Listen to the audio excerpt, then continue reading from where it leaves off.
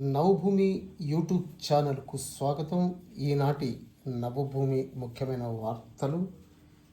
విదర్భకు మహర్దశ పట్టబోతుందని ఆదాని కంపెనీ ఇక్కడ 70,000 కోట్లతో ఇంధనం, మౌలిక సదుపాయాలు, లాజిస్టిక్, యానిమేషన్, కమ్యూనిటీ డెవలప్మెంట్ రంగాలు కవర్ చేస్తూ ఒక నిర్ణయం తీసుకుంది. ఇక బీఆర్ఎస్కు కొత్త నిర్వచనం ఇచ్చారు రేవంత్ రెడ్డి.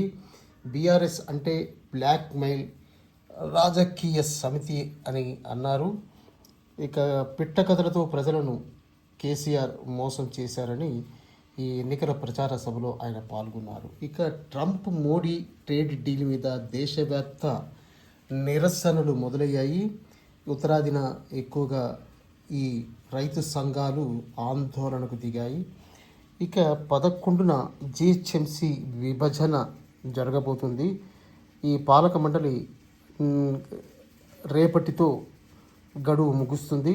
ఆ తర్వాత విభజన మీద ఏ క్షణంలోనైనా ఉత్తర్వులు జారీ అయ్యే అవకాశం ఉంది. జిహెచ్ఎంసి, జీసీఎంసి, జీఎంఎంసీలుగా ఏర్పాటు చేయొచ్చు. అదేవిధంగా గ్రేటర్ను 3 కార్పొరేషన్లుగా చేసే ప్రతిపాదన ఉంది. ఇక దానికి సంబంధించిన కథనం ఉంది. ఇక కర్ణాటకలో రోడ్డు ప్రమాదం జరిగింది. 3 ఏపీ వాసులు దుర్మరణం పాలయ్యారు. మృతులు అన్నమయ్య జిల్లా రామసముద్రం మండలానికి చెందిన వారిగా పోలీసులు గుర్తించారు. ఇక ఆంధ్రప్రదేశ్లో స్థానిక సంస్థల ఎన్నికలు జరిగే అవకాశం ఉంది. వైసీపీ అనూహ్యమైన నిర్ణయం తీసుకుందట. ఇక దేవరపల్లి హాస్టల్లో 92 మంది విద్యార్థులకు అస్వస్థత, డయేరియా, వాంతులు, కడుపు నొప్పితో మరి విద్యార్థులు బాధపడుతూ ఆసుపత్రిలో చేరారు.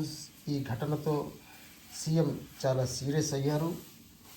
మరి వెంటనే తగిన చర్యలు తీసుకోవాలంటూ యంత్రాంగాన్ని ఆదేశించారు. ఇక సర్పంచులకు కొత్త అధికారాలు. ఇది తెలంగాణకు సంబంధించిన వార్త.